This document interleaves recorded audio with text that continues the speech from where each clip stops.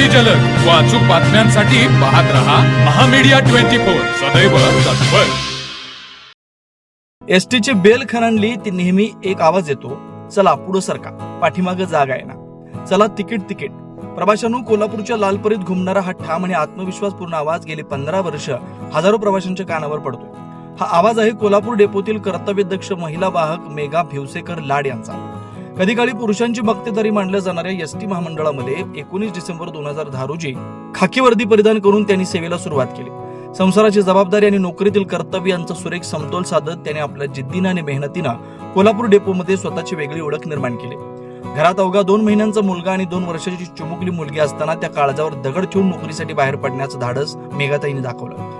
रोज पहाटे 3 वाजता उठणं, घरातील सर्व कामं उरकणं, स्वयंपाक करणं, सकाळी 6 वाजेपर्यंत रुईहून कोल्हापूर डेपोमध्ये हजर राहणं हा त्यांचा नित्याचा दिनक्रम। ड्युटी सुरू झाली की घरी परतण्याची वेळ निश्चित नाही, कधी पहाटेची फेरी तर कधी उशिरा रात्रीपर्यंत प्रवास। सुरुवातीची 4 वर्ष त्यांनी सलग कोल्हापूर, पुणे, कोल्हापूर आणि दुपारी कोल्हापूर, बेळगाव, कोल्हापूर अशा दमछाक करणाऱ्या फेऱ्या केल्या। या अविरत सेवेमुळे डेपोमध्ये त्यांना प्रेमानं बेळगाव क्वीन म्हणून ओळखलं जाऊ लागलं। त्यांच्या या संघर्षामागे एकच स्वप्न आहे, माझी मुलं शिकली पाहिजेत, समाजात मानानं जगली पाहिजे।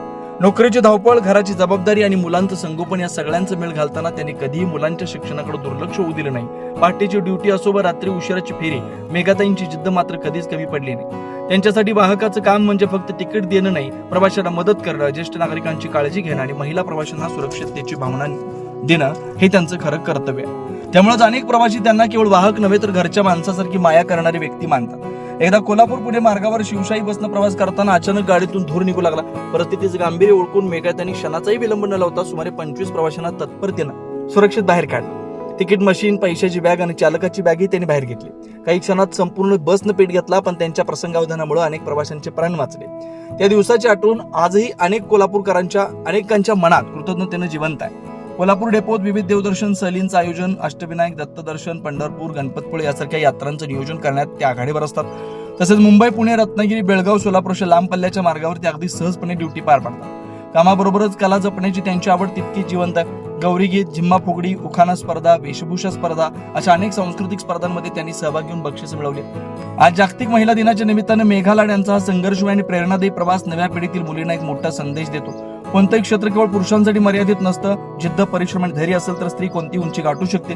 कोल्हापूर आगारातून सुटणाऱ्या एसटीच्या चाकांसोबतच मेघा लाड यांच्या जिद्दीची गाडी तितक्याच वेगानं पुढे धावते। लालपरी म्हणजे माझी दुसरी आई। सुरुवातीला महिला वाहक म्हणून काम करताना थोडं दडपण होतं, पण प्रवाशांचं प्रेम आणि सहकार्यांची साथ मिळाली आणि हा 15 वर्षांचा प्रवास खूप सुखाचा झाला।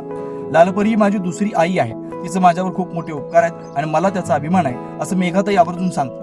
म्हणतात ना, जिद्दीनं पछाडलेल्या मेघाला आकाशाची परवड नसते। अशा धाडसी व्यक्तिमत्वास महामीडिया 24 न्यूजचा कडक सल्यूट।